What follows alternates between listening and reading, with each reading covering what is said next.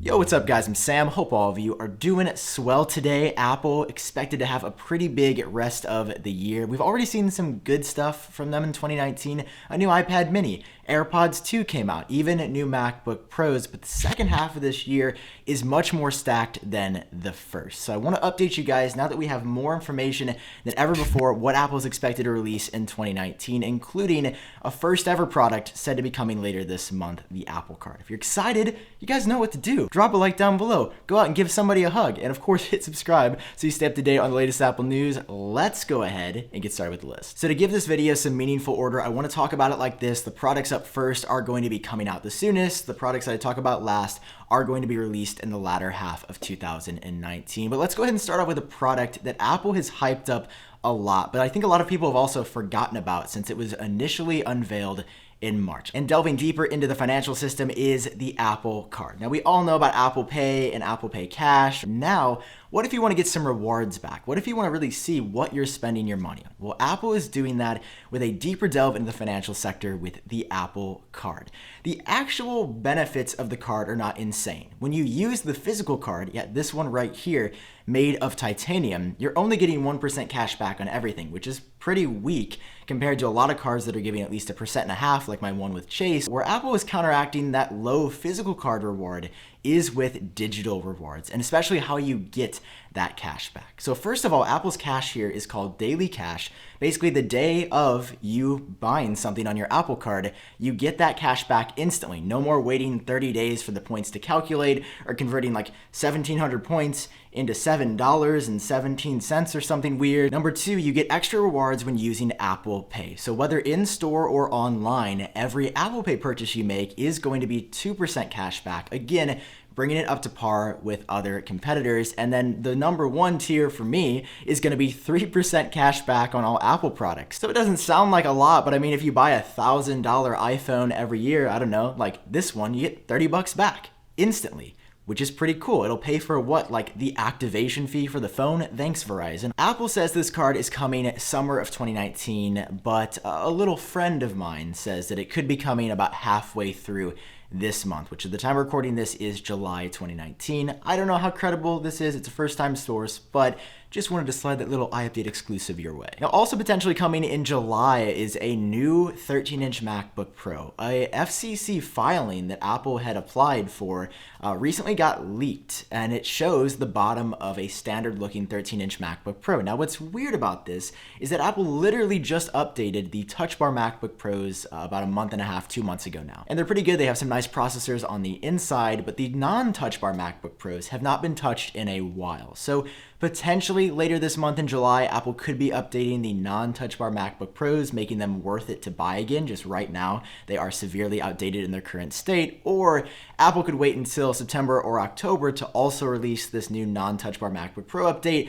That one's sort of a toss-up, but still wanted to bring it up in case you're looking to buy one, maybe hold off a little bit. Now in August, I think Apple is going to be taking a little bit of a break. You know, everybody's going back to school. There's going to be some back to school promotions, of course. But September, that's when things get hot, they get spicy, and they get real expensive real quick. So in September of this year, Apple will be holding their annual iPhone event, meaning the first product we're going to be seeing here is, of course, the iPhone 11, the iPhone 11 Max, and the iPhone 11R. So a second generation version of the iPhone XR, and the next generation major flagship version of the iPhone. We actually already have images of what these products are going to look like. While for some other products that we're going to be talking about, we don't have any like CAD images or official renders, we do have official renders courtesy of OnLeaks for both of the new iPhones. And well, they look like iPhones from years past. I want to hear your thoughts about that camera bump down below. Do you like it? Do you hate it? Or do you stand somewhere in the middle? Either way, we're hearing faster processors, larger batteries, which is going to be incredible. I'm so excited for physically larger batteries inside of these new iPhones. And of course, the big update for the iPhone 11 and 11 Max, a third camera on the back for possibly 3x zoom, but also maybe ultra wide angle. That's been floating around as well. But camera quality going to be a big focus this year because, well, that is the main aesthetic and physical upgrade. But if you're not impressed by the new iPhone, don't worry, there's some other cool stuff coming your way, the Apple Watch Series 5. Now, the big upgrade happened last year with the Apple Watch Series 4, so redesign-wise, not expecting much of anything. The side button may go haptic, so it won't be physically moving when you press it. It will feel like the iPhone 7 or iPhone 8 home button, where it's just a vibration and it feels like it's moving, but it's completely and entirely solid state. That'll make it less likely to break, more water resistant, which is cool. Apple's been experimenting with like cameras on some watch bands, but that's still totally up in the air. And due to some new technology on the iPhone 11, you may actually be able to charge your Apple Watch on the back of your iPhone 11, which is going to be pretty cool. So if like you're out of charger on your watch, I've forgotten my charger so many times, but you have your iPhone, you set your watch on there and it'll start charging, and AirPods are going to be able to work here as well, which leads us into what I think is Apple's biggest product in the past 3 years, without question. They are a phenomena. Everybody loves them because they are a genuinely good product with very few drawbacks. I'd say the only place that AirPods suck is with battery life, but that's just due to the little tiny batteries that have to go inside of them. Now, according to OnLeaks, a very well-respected leaker has an insanely good track record. AirPods 3 could actually be coming as soon as fall of this year, the September-ish time frame that I'm talking about. So if you're looking to buy new AirPods and you weren't impressed by AirPods 2, which didn't add any serious upgrades, like sound quality stayed the same, AirPods 3 said to be coming in a matte black finish, which is going to look absolutely incredible. It will show so many less like black marks that you find on your AirPods all the time. The bass is going to go up. The battery life could get a little bit better. There could be some sort of like sound dampening whenever you have them in your head. They are going to be a big upgrade. It could also be called AirPods Pro or something like that. So if you're looking to buy AirPods and you're not totally happy with what you're seeing on the market now, wait a little bit longer, buy your $1,000 iPhone 10, buy your $400 or $500 Apple Watch Series 5, and just throw in some $200 or $300 AirPods 3 on top of that. And that's going to be a fun little September for you. By this point, you've realized that two major product categories for Apple have not even been touched. That is the iPad line and the Mac line, both of which are still expected to see some updates later this year. Now, most interesting to me here is Apple refreshing the 9.7-inch iPad. Traditionally, that took place in March, but Apple didn't do that this year. They came out with a new 10.5-inch iPad Air and also an updated 7.9-inch iPad Mini. Sandwiched in the middle there is this 9.7-inch, thicker, sort of outdated looking iPad.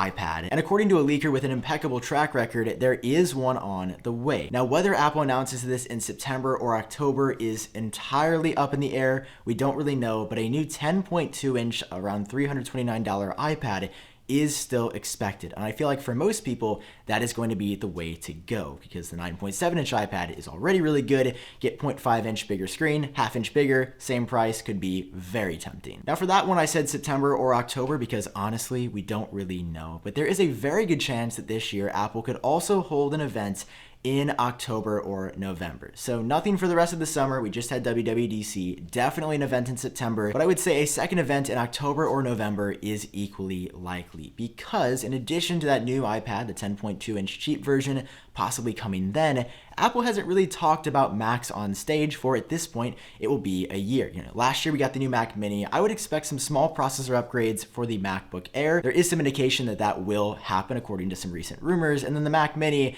I feel like it's just time for a yearly spec upgrade because we haven't seen one in a while. But on top of the iPad, on top of the small processor upgrades, I think what will be the main focus and the main draw from this event are two big products for Apple, two that will define how professionals use their products. Number one is a new 16-inch MacBook Pro. Now you might be saying, what the heck, guys? I just bought my new MacBook Pro when you updated them in June of 2019 or May of 2019.